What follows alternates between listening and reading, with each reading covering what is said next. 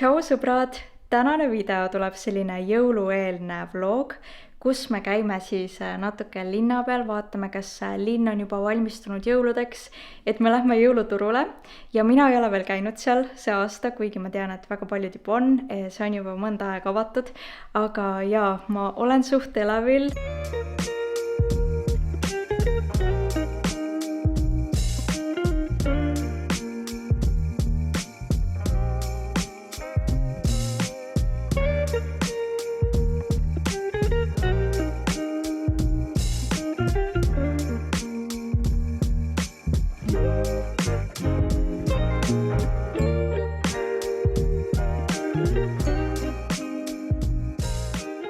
Nüüd on uus päev ja ma jalutan hetkel rannas. Lumi ongi maha tulnud ja mulle hakkab vaikselt tekkima jõulutunne, mis on väga-väga tore.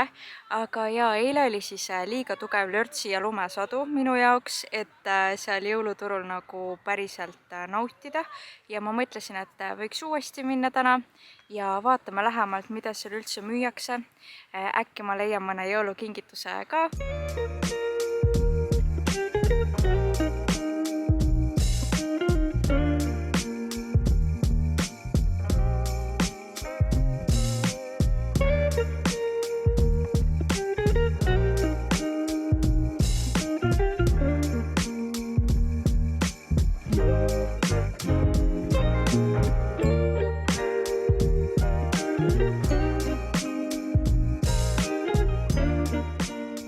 Mulle täiega meeldis jõuluturul käia. Ma ostsin ühe asja ka, aga ma näitan teile kodus, mis ma siis täpselt sealt ostsin.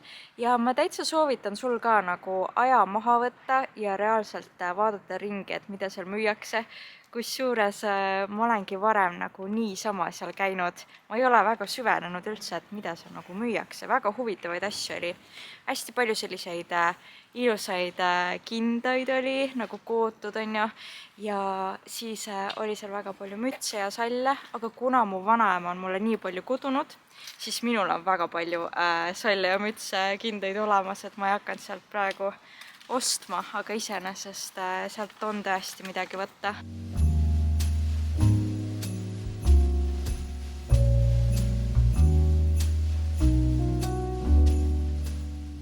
Ma käisin nüüd poes ja ma olen täiega tubli sellepärast, et ma ei ostnud šokolaadikalendrit, mis oli mul juba korvis. Et ma nägin sükest vegan šokolaadikalendrit, mul on laktoositalumatus ja siis seal oli on ju selline.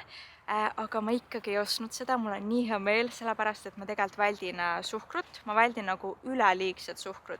Et nii palju, kui ma suudan, ma proovin mitte süüa magusad hetkel. Aga jaa, ma peaaegu libastusin täna. Ma olen alati nagu ostnud šokolaadikalendrit detsembris, aga nüüd mul läheb siis teine aasta.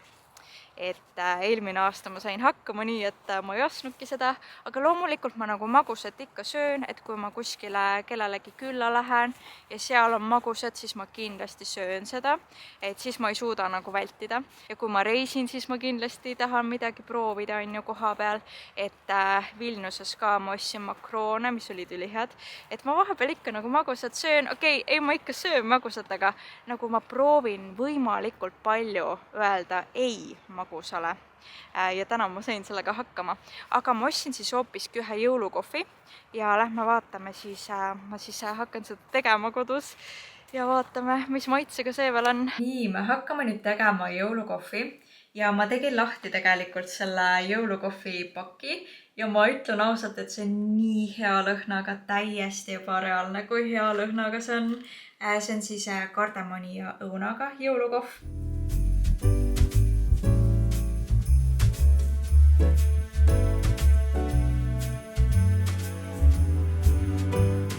Nii, ma sain nüüd selle jõulukohvi valmis ja tegelikult mulle täitsa maitseb see, et ma kartsin, et on võib-olla veidi liiga intensiivne, aga ikkagi ei ole, et seda kardamoni on suht õrnalt tunda, aga samas kohvi maitset võiksin olla natuke rohkem minu jaoks, et ta on väga selline maitsekohv ikkagi.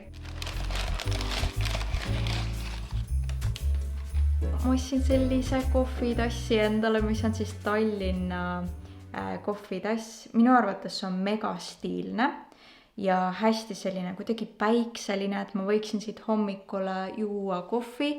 Siin on siis üks kass peal ja siis Tallinna, kuidas öeldakse, vanalinna tornid. Issand, eluaeg Tallinnas elanud, aga ühesõnaga. Ja miks see tass on minu arust eriline minu jaoks, ongi see, et Tallinn on mu lemmiklinn terves maailmas ja te teate võib-olla ka, kes on jälginud minu kanalit varem, et ma olen päris palju ostnud nagu turistina teiste linnade nimedega mütse, näiteks mul on siin Belgia müts, on ju, Belgia nokamüts, mida te saate siis meenutada, kui te vaatate mu Belgia videot, aga te ei pea muidugi, aga ja siis mul on ju Hamburgi nokamüts, kus ma siis käisin juuni.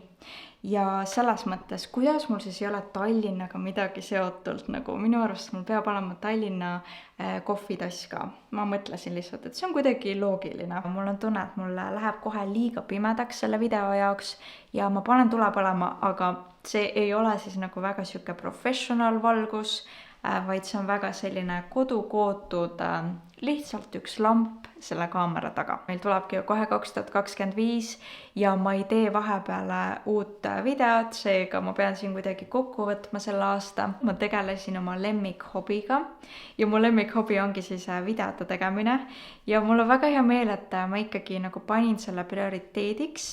Aga noh, ma oleksin võib-olla võinud natuke rohkem veel tegeleda videotega, aga pole hullu.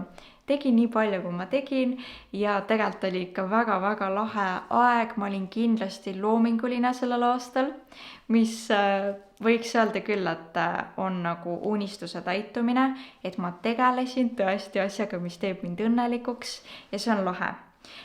Mis nüüd ei ole nii lahe, mis mul sellel aastal oligi see perfektsionism ja selline ülemõtlemine, ülemuretsemine. Vot seda ma tahaksin natuke paremaks saada endal, et ma ei mõtleks nii palju üle ja et ma ei prooviks olla perfektne, sest ma nagunii ei saavuta perfektsust mitte kunagi. Aga mul on väga hea meel, et sa vaatasid seda videot ja ma soovingi meile ilusaid jõule, et meie jõulud tuleksid väga südamlikud ja me naudiksime jõulutoite, oleksime oma lähedastega, võib-olla vaatame mingeid filme ja ma loodan, et meie uus aasta tuleb väga-väga äge, et me püüaksime oma unistusi ja teeksime asju, mis meile meeldivad.